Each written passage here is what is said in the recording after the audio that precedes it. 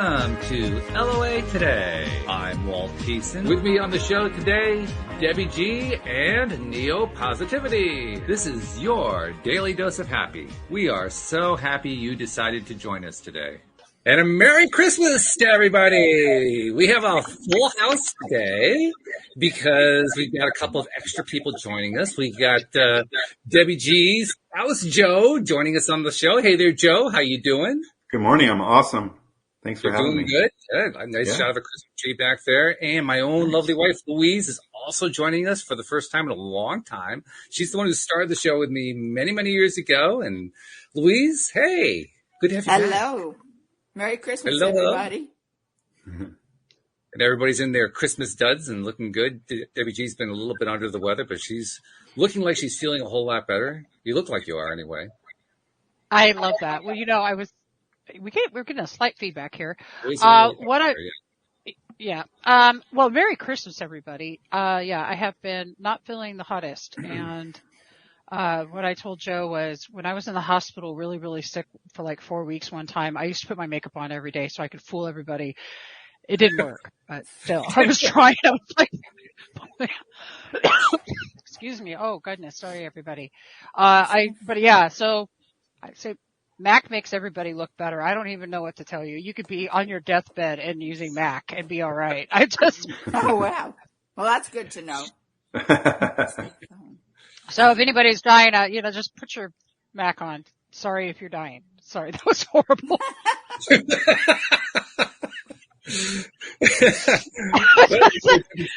Lately, okay, so we're gonna call that. That's cold medicine talking. That's right.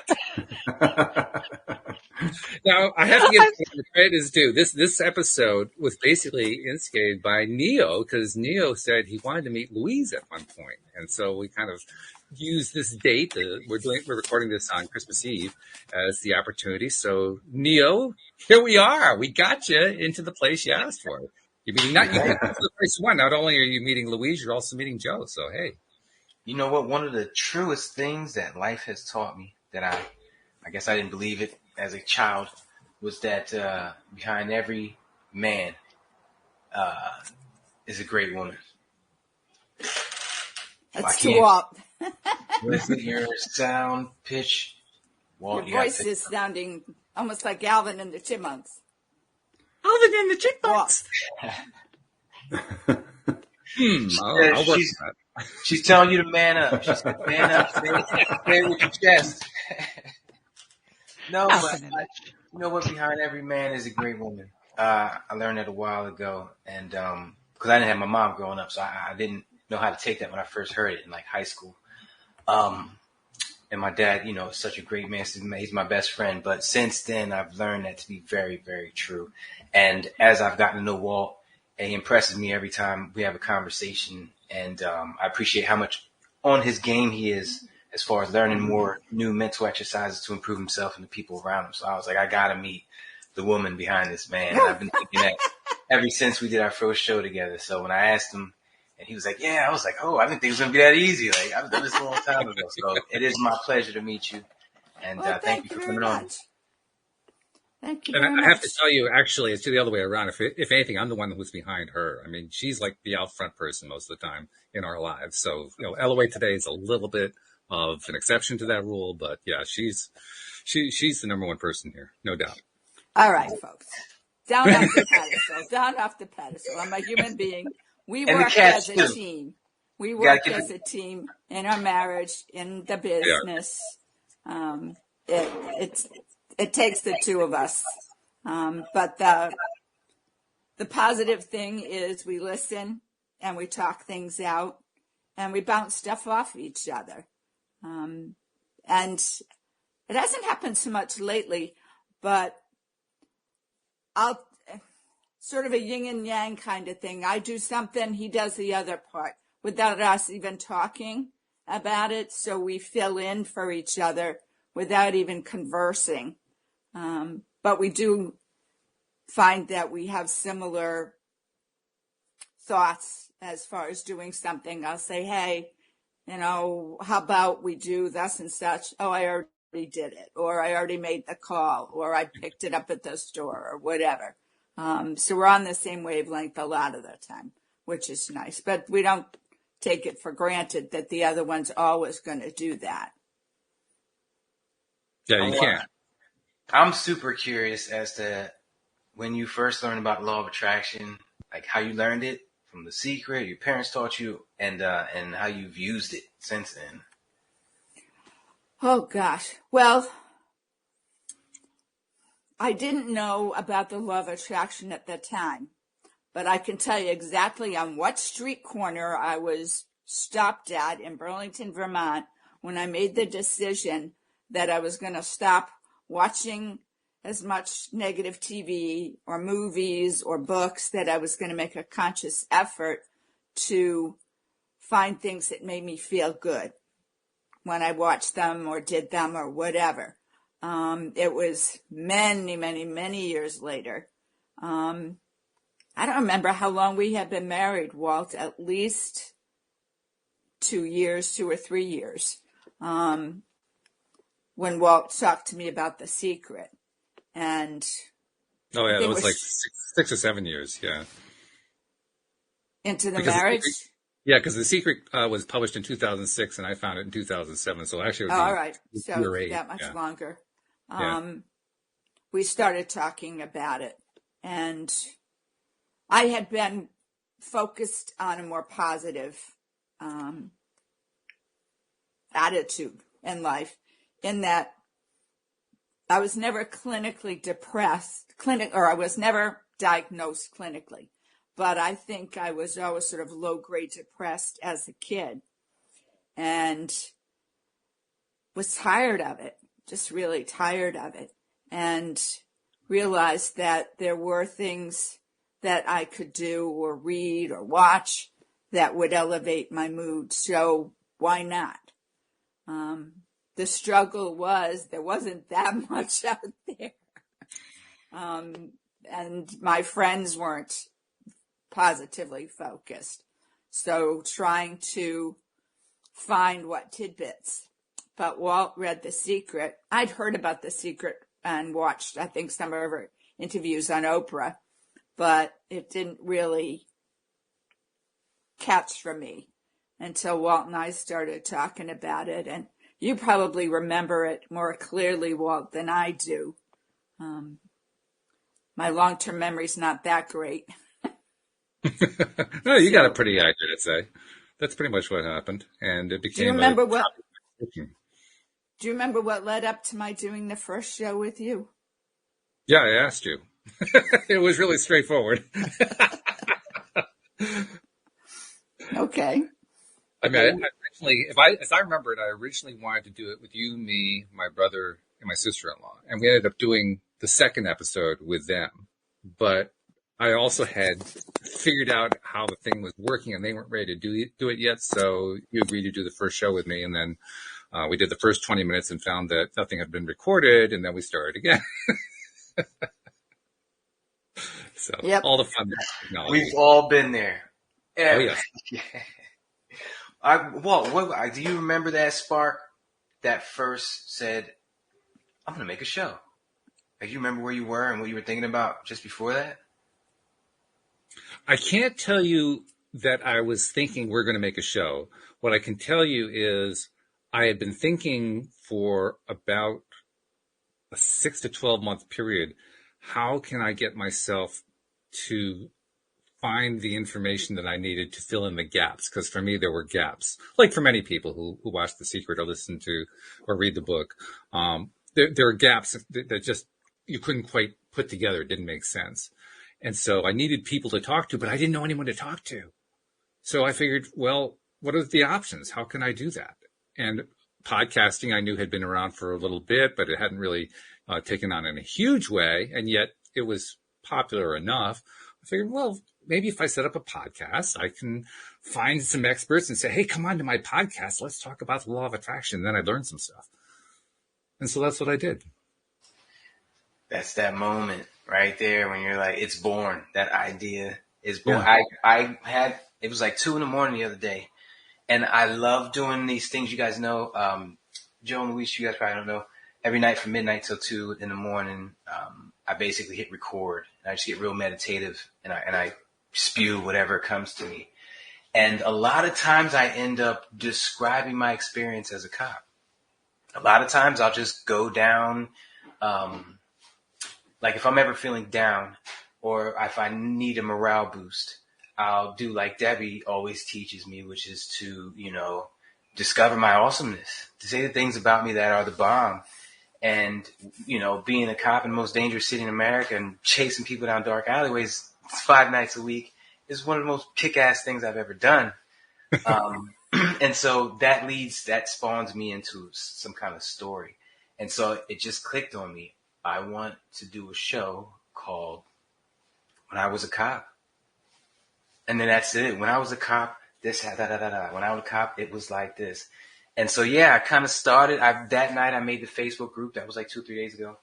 And the next time when I'm not crazy holiday family, I'm going to start, just doing videos and just freestyling whatever story comes to mind. Like, it's going to be beautiful. I can't wait. But yeah, thank you for that too. Yeah. Oh, that's great. I didn't know that you've been planning that. That's cool. It's that moment when you have that spark. I'm going to do this. Like, yeah, it just, you don't know what it's going to birth, but we're here years later, so much more knowledge, so much more positivity. I got to jump in. You guys talk about spark that G vibe. It's your gratitude vibration. Spark. But we're all the spark. We're all the spark of the divine. I resonated a lot with all of you, but Louise, what I loved is that you were talking about that low grade depression, that thing that kind of hangs on there until that we start recognizing it and seeing it. And what I love is that let's talk a little bit about your background, because what I want people to know that are watching is that not only did you recognize it, but this was sort of your field of study, and it was also what you did for a living. Was it psychotherapy or psychology? Psychotherapy, yeah. Psychotherapy. Yeah. Well, back up a little. I got my undergrad degree in psychology, primarily child psych. Didn't identify that I was depressed per se. I just knew I wasn't a happy person. But probably no more or no less than anybody else. Had major family trauma, I guess. When I was 21, my mom died. And I did go to see a therapist associated with the school I was going to, and talk to the empty chair. I'm like, no, which is a technique. Just, didn't work for me. And went off, graduated, worked for a while at a job, and then went off and was a ski bum for 5 years in Vermont, and didn't realize till, I think it was the second summer, maybe it was the first or second summer, why was I there? And it dawned on me, this was the socialization I didn't get in college because I lived at home all but 1 year. So I didn't get that dormitory experience. But this was the partying, the going out dancing, the friendship, the having fun kind of stuff, without the burden of exams and classrooms, which was nice. And then I moved to northern Vermont for 5 years, but I was one of the guys that was waiting tables, and one of the guys said to me, what are you doing wasting your time doing this? And it resonated, and I decided to go to grad school and looked around for something that would interest me as a therapist. And as you may know, most graduate programs require the GREs, or the graduate record exams, before you can enter. It's like SATs. Well, I'm terrible at those, and I didn't want to have to do it. Very stressful. And I found a graduate program in marriage and family therapy that didn't require GREs, didn't require a final thesis or anything like that. It was mostly experiential. And I said, this sounds perfect to me. So I moved from northern Vermont to Connecticut to go to school and got my degree and began working as a psychotherapist. And most of my 10 years was working in and around drug and alcohol rehab. I moved into more of doing the family therapy, doing family groups, and then doing women's groups. And that's where I learned about codependency. That's one of the first times I heard the word codependency, and started going to CODA meetings, which is a 12-step program you may be familiar with. And I just found what I was looking for, the spiritual and the psychological and the friendships. It made sense, and that I couldn't change anybody else. I could only change myself. So part of our graduate school program was they didn't require it, but they recommended you be in therapy. And I finally found a therapist whose motto was grow or go. And it was basically change your behavior. And I'm a retired gardener, so it was like pull the weeds and plant the seeds. So identifying what wasn't working, and at CODA meetings, you heard from other people what they were doing that was working for them. And you could tailor it to fit what might work for oneself. And I made leaps and bounds in that. And realized, life could be better. It was on me, though. The responsibility was me. It wasn't, that I needed to change my friends or the people around me. I had to change how I reacted or responded more so to them. And can I ask you something real quick? Sure. If you can remember, what was the best technique you had, learned? Whether it be from someone else learned it and you were like, oh, that might work for me, or from an instructor or a book. Like, back in that time, what was the best one you learned from there? Best thing. Like technique. Gosh. I don't think it was a technique. It was just a mindset. And knowing that I was responsible, I had to change my behavior. So just listening a lot to what other people were saying worked for them, and getting the feedback. Those CODA meetings, because especially one of them, I went to like 3 a week at least, but one of them, there was a lot of help in the meeting. You can go to some and people just regurgitate their problems and don't move forward, but there was a lot of help, and that spurred me on. It wasn't a competition, but it was like, hey, if he can do that or she can get better, I can too. So it was more that network of people and support that you don't get in the larger population, because most people hadn't identified or didn't even know the word codependency. So I think it was just being in that group and getting that support and the ideas, and the feedback when I would make progress. And then I really love it. I just wanted to jump in really quick because you've said so Sure. many powerful things. One of the things I heard you say that I love was that you took self-responsibility. And that's huge, because if anybody has ever been in any situation, whether it's codependent or addicted to it, that's all a symptom of the underlying things. But taking self-responsibility to me was huge. The other was that you pull the weeds and you plant the seeds. Identify what's going on, pull the weeds and plant the seeds. And if you all are watching right now, type that into the chat. Pull the weeds, plant the seeds. We're heading into the holidays right now. And the reason I really wanted to emphasize a little bit with this, Louise, is because so many people, they get so downtrodden on the holidays. Like it's the end of the world, because we put such a big thing around all of this. So that's why I wanted you to elaborate. And sometimes it's really hard for people to hear that they are the creator and also responsible for how life is going, because we've been so busy, if we've been busy blaming the whole world for our problems. Mm-hmm. So, Neo, is it safe to consider that what you were asking for was that shift right there? But I think what she said was it was perspective. You know, I took it all in, and another huge part was feedback. I don't know if I took that right, but being in that setting with a bunch of people who love you and are going through the same things as you, it just does something, especially when they verbalize any type of gratitude for the universe or towards you. It does something to the air, and it's like spiking the punch in the room. And that's another huge thing. I actually wrote that down.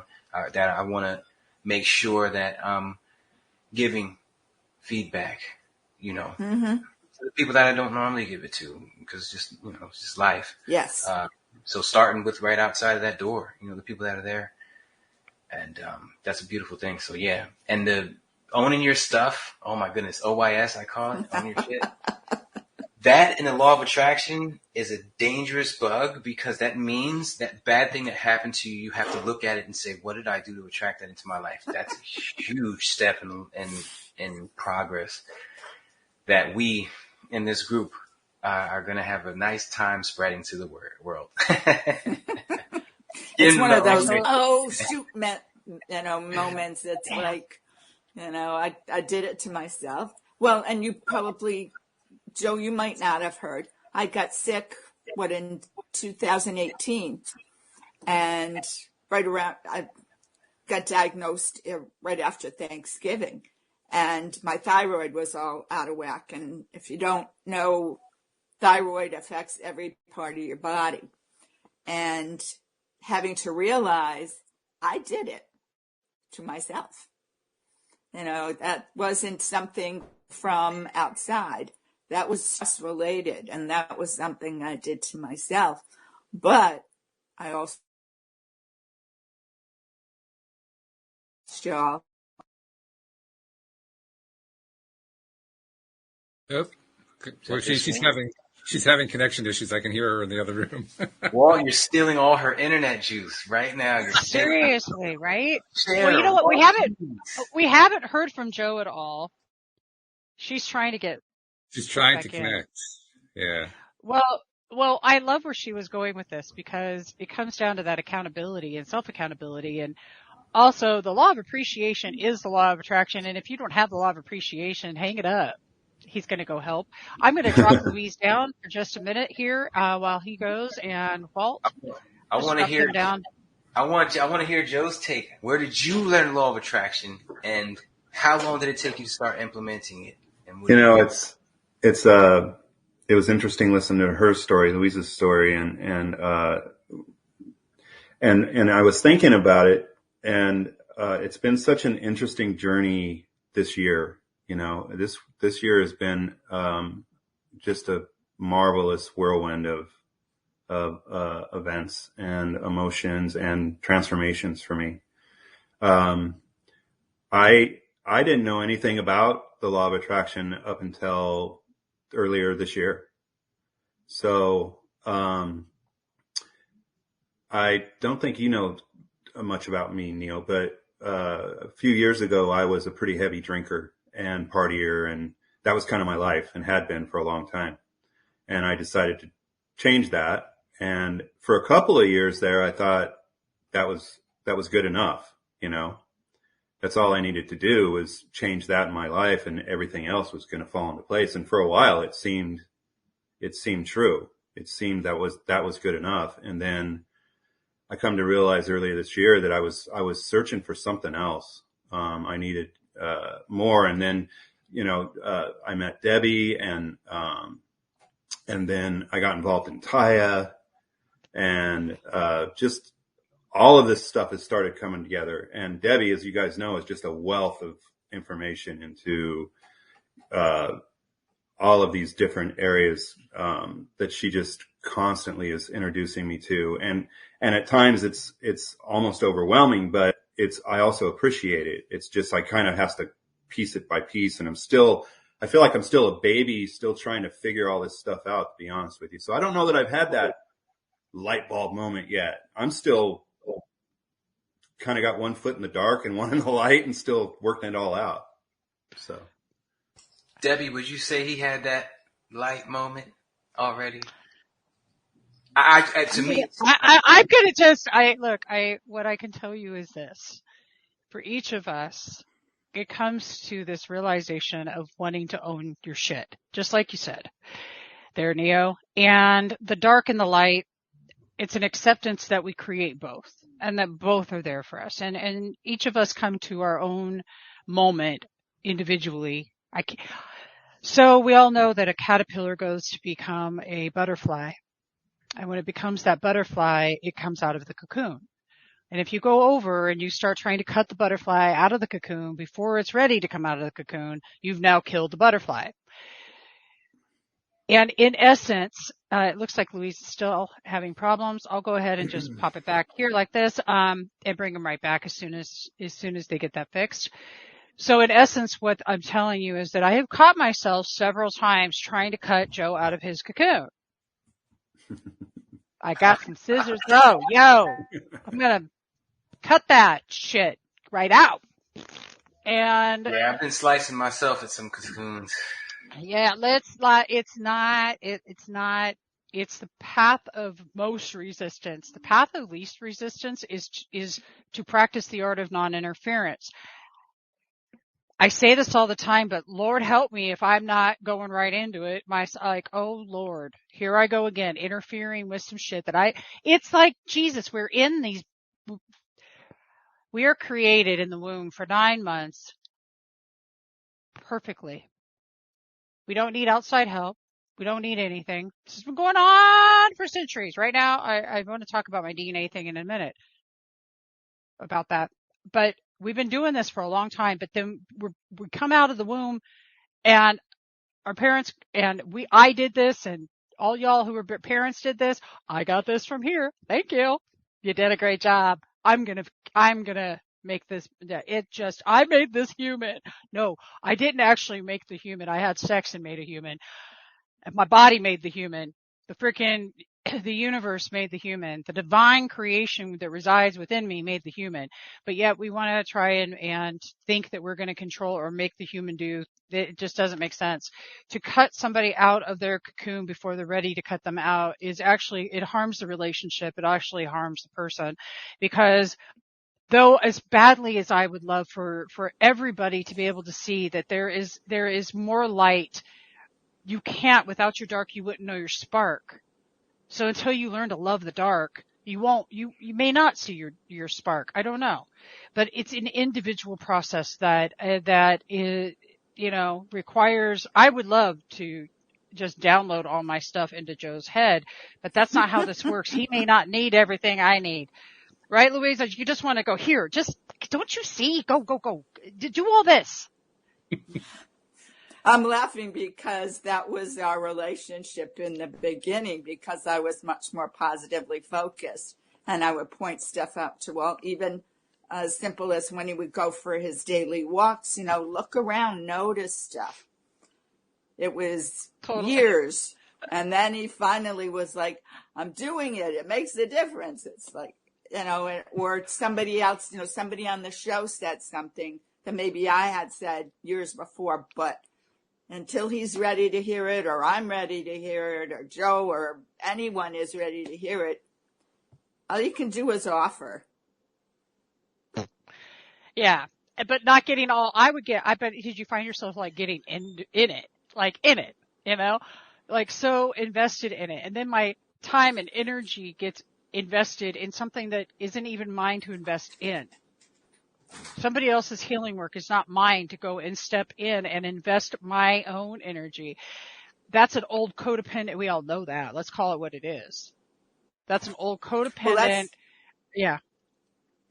Well, that's something that my training as a therapist taught me was I can't want the recovery more than the other person does. And what I want for them may not be what they want for them. And I have to back out and let it go. All I can do is offer the information, the support, whatever it might be, but I can't make them get well if they don't want it. You know what would be I think is a good sign of that, because I look for signs and things and try to reverse diagnose and see how things work. It's just like, you're not trying to convince them to switch coffees. You're not trying to convince them to switch football teams, which would be even harder. You're trying to get them to switch the biggest thing that a person has in their life, which, their belief, what they hold on to. And, so that's probably a good sign that you should just leave that one alone. Well, I love that. I want to also commend though, look, Joe, let's look at all the things you are doing that are, you look at the things that you are doing, you're taking these steps. And so I want to also talk about comparison versus compersion. Comparison is when we're comparing ourselves to another person to continue to enforce the story that we're telling ourselves that we're not good enough, versus compersion, which is to be in joy and elation for others' accomplishments and achievements and celebrate them. So there's a big difference between the two. And I think that when we're going through this, sometimes that comparison can creep its ugly little reary head up, which is just part of our ego. My ego is ridiculous sometimes.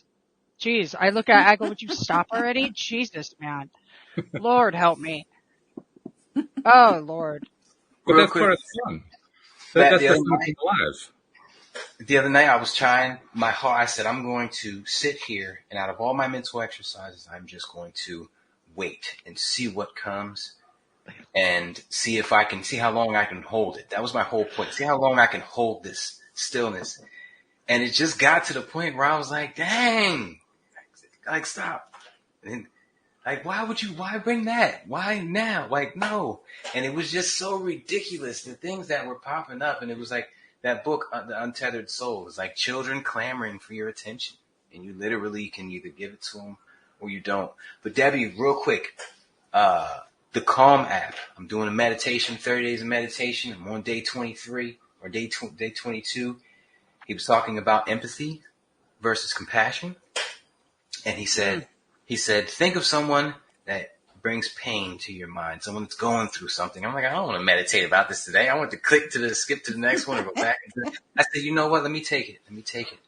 And so I was thinking about a particular person, one of my cousins, who's always got this cloud over him. And he said, empathy, you're feeling what they're feeling and kind of manifesting that into your life. Don't want to do that. So he says, compassion, he said, think these words. He said, may he be well. He said, just keep saying it over and over and over again as you think about this person and see what you feel. And I kept doing it, and it was amazing. May he be well is totally different from sitting in someone else's funk. It does something else. But what really helped me was I switched it. I kind of still didn't like it with him, and I switched it to the other person in my life that brings most of the drama to me. The only drama in my life is my son. Missing school and grades and stuff. And so as I'm thinking, it's hitting me. Oh, he missed school. Oh, his grades. He only got 3 classes. I had 8 and it was easy for me. I'm going through all this stuff. And, cause he's only got 3 classes a day. Come on, man. And so as I'm thinking these things, I'm like, may he be well. May he be well. May he be well. And it totally revamped everything. Cause in the meditation, he gives you a couple minutes to do it. Right. And then he flipped it. May I be well. He used it for body pain. May I be well. May it be well. And what you're putting out is a completely different side of the spectrum of what you would normally be putting out when feeling that empathy for that person. So please, you guys, use that. Use it today. Try it. May he be well. May she be well. May I be well. May it be well. And I love that. I love that, Neo, but I really want to unpack empathy a little bit here, because my understanding of empathy is actually a little bit different. Sympathy is feeling sorry for other people and getting up into their crap and fully being sympathetic. Empathy to me is the ability to have understanding, to seek the understanding of what another human's going through. It's not to get in their shit with them. It's seriously to just have a deeper, a willingness to know what's real for another person, to not call it into your life, but to seek to understand them. Because if I'm seeking to understand, I can hold space and love for them without trying to step in and change them. You see, I'm curious what Walt, Louise, and Joe think about empathy versus compassion, though I do agree with you because compassion is also holding that space, but I feel like they have to work together in order to achieve that goal of actually for someone to feel loved. We're all here to be loved. We're all here to walk each other home, as Ram Dass said. So if that's so true, then don't empathy and compassion work together? And maybe is it our understanding of empathy that might be what we need to see? I could have it wrong. I thought being an empath meant you could like feel what other people were feeling. So that's where I took Okay, I just got to get all up in this now. Okay, so empath. Everybody's walking around going, I'm an empath. Oh, beautiful. So I'm a trauma baby that's learned to detect when shit's going awry in that room, and I know, and it comes up in my body. You understand. An empath is another codependent trauma baby. Suck your thumb term. I'm sorry. Be an empath out there, people. Whatever. Don't be that, y'all. But empathy is the ability to be understanding, to be able to look at somebody else and be willing to see their perspective and not tell them they're wrong, bad, right, wrong, stupid. And I am guilty of doing the bad, right, wrong, stupid thing all the time because my ego, she's a bitch sometimes. True. Sorry. It's true. Y'all, I'm not sorry. Myself. So empathy, Yes. Something popped up for me, and I'm glad you brought this up this summer. Sitting outside with one of my neighbors, and we live in a complex, and one of the other neighbors walked by, and she walks very, very erect, like a model would. And my initial reaction was, oh, haughty. You know, she thinks really well of herself and really quick to judge. And then I'm like, wait a minute. That may be something she was forced to do or did to gain approval or acceptance or whatever. You never know what is underneath. And who was it that recommended Ted Lasso to us? That was Cindy Chavez. Okay. Cindy recommended this TV show to us. And if you haven't seen Ted Lasso, I highly recommend it. You have to get through the first couple episodes. They're a little painful. Yeah. But once you get past them, they're great. And you're scratching your head like, what? But it gets better. But one of Ted's skills. Oh, hi there.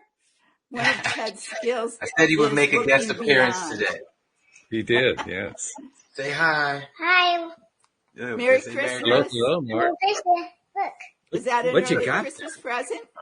Bulldozer, dump truck, and an excavator. I didn't know what an excavator was. That's awesome. Yeah. And there he goes. I'm sorry. Go ahead. No. That's okay. That's okay. But one of Ted's abilities is to realize that there's something underneath that's triggering people to behave the way they are in obnoxious ways or mean-spirited or hurtful, whatever it might be. And that what their issue is does come out in the show. And I think that kind of helped me to reinforce, and maybe that's my goal for this next year, is to, even as a therapist, you think, oh, that would be a snap. But no, it's not. When you're sitting in my office, or when I was a therapist, I could read you pretty quickly and have some idea of what was going on that you weren't talking about. But in the larger scheme of things, I can be quick to judge. And it's like, no, stop it.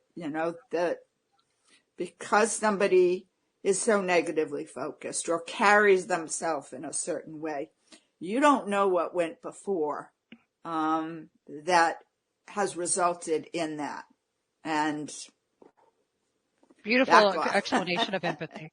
Gorgeous explanation of empathy. You don't know. And that is such a beautiful story right there. How that you saw somebody and then started thinking about what may have went on to have this happen. It's actually something that Louise Hayes talked a lot about. She went through this whole thing where she was only looking and seeing people as an infant, imagining they are just this pure and perfect being brought into this earth. So what you're talking about is brilliant, because that really let's examine how that we are looking at them, because we're all judging somebody based upon the filter of our own experiences. We don't know what's went on for other people, and that's why empathy is important. To be an empath, though, to be very clear, you understand that that's our body had been trained to we walked into a room when we were 3 or 4, we saw there was danger. We learned to detect danger. We learned to get really good with it. People can call it whatever that they want, but the fact of the matter is that's where some of those behavior patterns began. Mm-hmm. So there's a big difference, though, between the two. And I love the compassion that you can show somebody, because that very person that we walk in and judge, and Louise, I love this, because if you're able to offer them friendship or a kind word in that moment, that's what touches their heart. That's what they see. That's what they feel. So Joe was saying before, when you were off having getting set back up, that yeah, he was saying that he quit drinking a couple years ago, and that he's still like in between that dark and that light, not sure if he's seen that spark yet. And I'm curious about what both of you have to elaborate on. And Joe, also hearing from you to see where you're sitting right now with how you're feeling about the things that we've been discussing too. Do you want to go first, what Joe? I can tell you is, in those 10 years that I was a therapist, law of attraction and positivity were not conscious parts of what I did. I got out of the business I got out of grad school.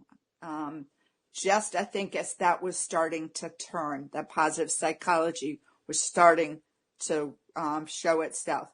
And what I would offer Joe is part of, I think, any recovery from anything is at least a balance of the dark and the light. So, if I'm having a struggle, well, what's good, And you may have shared this on the show, so if I'm repeating myself, when we first started doing this, we started playing games, and it was positivity games. And a lot of it was, okay, we called it the ABC game. You're A, I'm B, you're C, I'm D. We go through the alphabet. And words, positive words. So what's a positive word that begins with A? What's a positive word that begins with B? Or at night before going to bed, share 3 positives with each other that happened during that day. And Joe, I don't know what your recovery consists of, and I don't need to, but I know when I worked in drug and alcohol recovery, they talked about flexing the muscle, getting used to picking up the phone to call your sponsor, not just when, thinking, I'll just call when I'm in trouble. No, because you haven't flexed the muscle, you haven't strengthened it. It doesn't happen. You got to do it on a regular basis. So the positivity stuff, doing it on a regular daily basis of, what are 3 good things that happened today? Or what are 3 positive things I want to have happen today? At least 3. And then you can expand that. Or even in recovery, what are 3 things I like about myself? And it can be my pinky toe on my right foot, or it can be something internal. But finding 3 positives that you can say out loud or write or just acknowledge to begin to shift the mind and the brain chemistry. Yeah, I definitely second that. In fact, I think what we're really talking about here are daily practices, which somebody, I'm not sure, Debbie, somebody punched into the chat here, but I'm those trying daily to. I forgot the word positive. well, that's all right. Hey, you got the essence in there. That's really the main thing. So as far as I'm concerned, kudos. But the dailiness of it, doing it every Yeah. single day. I mean, Neil, you were talking earlier about how you're on day 23 of this practice you're working on. And it's the continuous everyday application of it that makes the biggest difference. I remember when I first started doing mirror work, which is where you look into a mirror and basically say these things that Louise was referring to. You say, I'm looking into your own eyes. I love you. That first day was like, oh, I love you. Ugh. But, you do it often enough. You do it every single day. And after a while, it's, I love you. It feels a whole lot different because you're doing it every day. It's the everyday aspect of it that builds you up. And that's what the beauty is of all of these practices. Debbie, you raised the question earlier about empathy versus empath. I have to admit, I think about it a little bit differently, which is one of the cool things about doing a show like this. Everybody has a little bit different definitions of things. I like your definitions. I think they're good. For myself, an empath is just somebody who feels other people's stuff. And that can go any different way. I mean, there are some people who, like you say, are empaths in that, I got to dive into everybody's horrible stuff and I'm going to bring myself down in the process. And we're going to have this whole, angry fest going on and so forth. That's one way to be an empath. Another way to be an empath is to feel somebody else's stuff and say, you know what, I'm going to turn that around. I feel that person's in a really bad space, so I'm going to put myself into a good space and see if I can send that back to them and see what they get. And maybe they'll get it. Maybe they won't. But hey, what's the worst thing that happens? They don't get it. Yeah, so what, That's going to take, that takes a lot of practice. It does. I encourage everybody to get to practice. Oh, yeah. It takes a lot because, it's your family member, you love them, you care about them. As soon as you start to picture that situation they're in, you kind of do drop in frequency, because you love them. Yeah. But you got to the faster you can snap out of that, the better, and do like. And there's beauty too, because when you are empathic, and you feel their stuff and you flip it around, the empathy works both directions. Just the fact that you're feeling it doesn't mean that they aren't also experiencing something. So when you feel whatever their pain is that they're going on, you flip it over into something positive and you send it back. They feel that too. It works both ways. So we got to remember that just because you're an empath doesn't mean it's all what you're receiving. It's also what you're putting out. It's both. Yeah. I think empathy is like you said, Walt, it's the feeling somebody else's emotions, and compassion is your desire to help with those emotions. Okay. I think to me, that's the difference. That's a good difference. Yeah. I think the main thing is making sure you know. I'm still on the empathy is seeking a deeper understanding. But it's also Marshall Rosenberg's teachings of nonviolent communication that I'm taking this from, to be clear, that empathy is that understanding. And I can pull out the book and get a little bit clearer, but really, I think what it really is, what Neo said was on point from the book, The Untethered Soul. Don't get stuck in a loop-de-loop of hell because the other person brings you, look, now we're going to go into trauma bonding because that's all that is. You got somebody who's talking to you. Trauma bonding is what happens when you're seeking somebody else. Like I get somebody who calls me up and they're going through a horrible experience. But rather than me doing what Walt's saying and give them a positive back, or what Neo's saying, I wish them well, or I see them as well, I get into their stuff with them in a trauma bonded situation. Okay. And trauma bonding is when you have something, I've been through this experience and I've got a ton, and I'm going through this. Oh, we both have been through this together, and you're supporting each other in the trauma versus in the doing what Walt or Neo is saying, and that is saying to reverse it. So empath versus empathy they're just words. What is your intention behind the word? What is it that you're trying to achieve, and what is it that you want for yourself? Fuck the word. Let's get down to what do you want for your outcome? What do you want? What do you want to be for the people that are there with you for this outcome? What do you want in your own life? So I'm not going to get hung up on anything, especially a word, because word is just a word. but rather the intention. And Neo, that's where you're right about that. Walt, you're right about that. Joe, you're right about that. Luis is right about that, and I'm right about that, because everybody's right in their own perspective. How about Absolutely. that one? Point. Absolutely correct. Point. Yeah. It's true. It's absolutely You know true. what? And to top that off, it doesn't matter how right you are if you're not using it. Doesn't Yeah, matter. right? Not a damn stinking bit, does it? Not a. And that's accountability. That's accountability, man. You got to wake up in the Dude, morning. like, That's why I call them who is- mental exercises. Because Yeah. to me, that's what it is. You're flexing that brain. You're changing it as a muscle into a different kind of muscle. Yeah. And you got to do them every day. You know, how much do you want it? You get out of things that you put into it, you know? This is where I really like Right. the Abraham Hicks concept. And it because gets easier. they're the ones.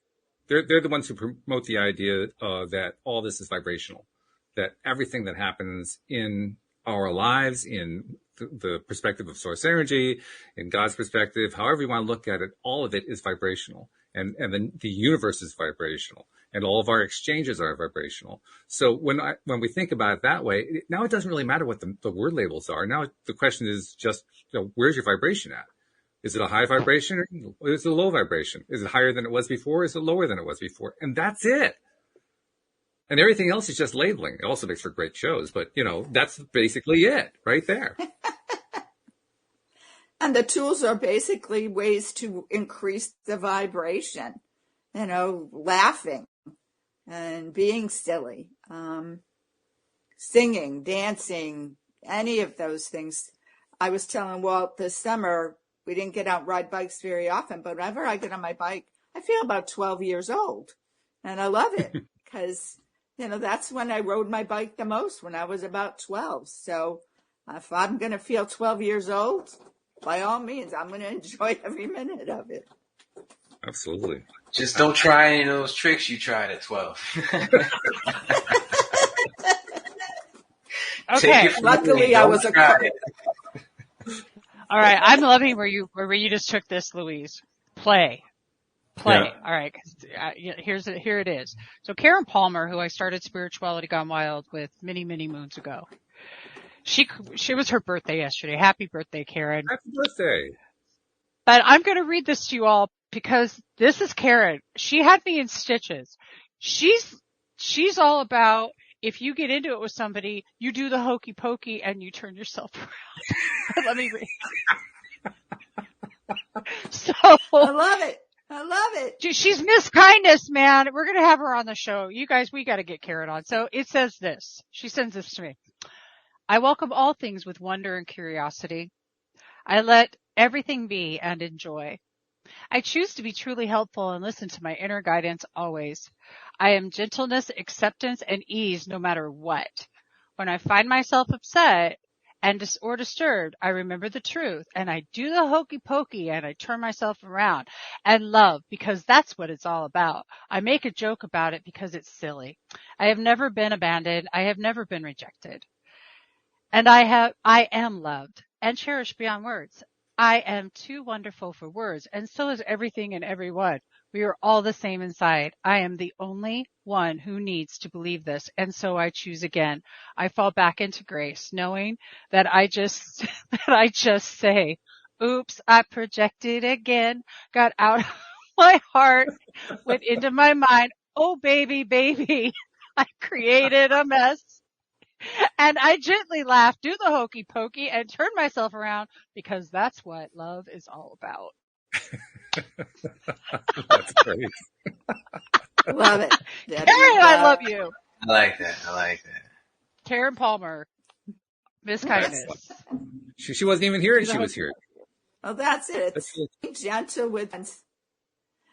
being gentle with oneself. And I think it was when I was in therapy myself, finding a new definition for the word mistake. If you think of it from a Hollywood movie perspective, it's a miss over again. It's not, the world doesn't end. You just do it again, do it over and do it differently. So I'm not a mistake. If I made a mistake, it's not like it was when I was a kid. You're wrong, you're bad, whatever. It's just, I made a mistake. I'll try again. And that was responsibility, taking responsibility. For so many people, young people, it's like, oh my God, that's well, think that the sky's going to fall on them. Negativity goes with it, other than, hey, I really messed up. I did it early. I would like to make amends, but different. Realize what I did, and I'm going to try and do it differently. And comes at it to whoever you're talking to, maybe you ended or whatever. That what you did is. Louise is having a little trouble there. She's actually really far away from the Wi-Fi modem, so that's what the connection's causing the problem with right now. Walt is stealing all the bandwidth. Stealing all the bandwidth. Well, so do the hokey pokey. But what I heard Louise saying was take it easy with yourself. And I think she also said that to look at the word mistake as a mistake. Right. A mistake. I like that. Do it again. Do it. And she said, do it again and do it differently. Now there's the key right there. She said the most important thing that's been said this entire show. You had the choice to do it differently. How's it working for you? If you did a mistake, what can you do differently next time around? If you're doing the same thing over and over, it's insanity. So stop that. So I love what she had to say, and she brought it. And I love that. Hokey pokey, man. So I know we're getting ready to end, and Joe, do you have, because you haven't said a whole lot because I talk a lot. So, and I love that. My mouth makes me. There's nothing new here, by the way. You talk a lot even when Joe isn't here. All the time. I just do. Yeah. I'm totally fine with it. I'm the quiet one anyway. So, this was perfect for me. I got to talk for a few minutes and say hi to you guys live on the internet. So, which is great. We love that. Always cool. Yeah. I think one of the words that keeps coming up in my mind, and it's because Debbie and I talk about it a lot, and I think it's a really important word, and it is curiosity. And I think as long as we're always curious about, we talked about empathy and compassion and all of that stuff, but I think a key word in all of that is being curious. What's real for the other person? What's real for you? What's real for everybody, So always be curious. We talked about little babies and how they don't do anything but just, come out of the womb and they're perfect, and then they're curious. That's all they are, is they're little sponges and they're just curious. Never stop being curious, I love it. Neo, and I wanted to share this with you because I don't think you've ever seen it, but I've been wearing this for 5 months too, brother. Nice. The Superman Club. Yeah. I think this was a Christmas gift for my daughter last year. I always have some kind of Superman chain, and she got this one. I love it. Debbie bought it for me for my birthday in July. So, all right. I always call you Superman when when I'm in the audience, just saying stuff, and that's why. So that's why I wear it. That's it. I just want that response. Hey, Superman. I just need that energy from everybody.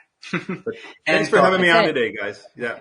Thanks for having me on. I appreciate it. Thanks for coming, brother. I want to add one more thing too, and it's along the same lines as the idea of the mistake. Something that Cindy Chavez and I once talked about, which is the definition of the word sin. Sin has a lot of negative baggage that gets attached to it through the way it gets used in organized religion. But you look at the original definition, you go back to the etymology, as they call it, when you go back to the origins of the word sin apparently just means nothing more than to miss the mark. And that's all it is. There is nothing else there. There is no morality attached to it. There is no, you shouldn't have. There's none of that. It's just, you missed the mark. You aimed at the target and you didn't hit the bullseye. So what do you do when you don't hit the bullseye? You re-aim. You start all over. You just do it again. There is no shame. There's no blame. There's none of that. That's all nonsense. So just a little thought for you guys about what the word sin really means, because it isn't what it's usually thought to have meant. And with that thought in mind, I want to say to everybody a Merry Christmas, a Happy New Year, a Happy Hanukkah, Happy Kwanzaa, whatever it is that you celebrate, or even if you don't celebrate anything at all, a happy that too, whatever it is that you call it that you do. Thank you very much to all of our podcast listeners. Thank you for listening to us throughout the years.